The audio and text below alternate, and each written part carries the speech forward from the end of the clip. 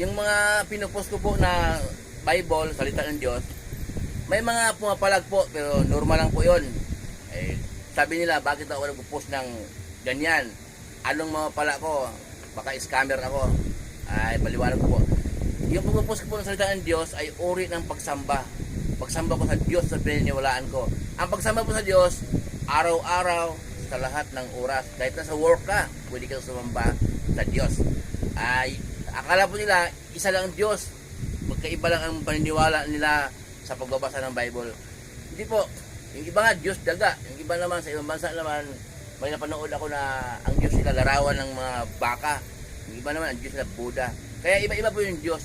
Yung Diyos ko pininiwalaan, yung Diyos Ama na makapangyarihan sa lahat.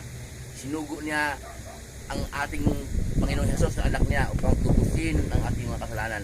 Siya pong pininiwalaan ko, araw-araw ko siyang sinamba, kaya pinupost ko po ang kanyang mga salita. At tungkol lang po sa sinasabi ko na kung ayaw mong makinig sa salita ng Diyos, ayaw makinig sa salita ni Jesus sa Bible, hindi ka sa Diyos.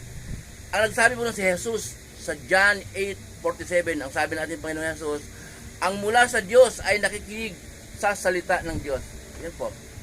Muli pong yung lingkod, si Chef Roy, pagkapalain po tayo ng Diyos, iingatan tayo ng Diyos kahit saan po tayo pupunta. Manalangin po tayo bago tayo lumakad.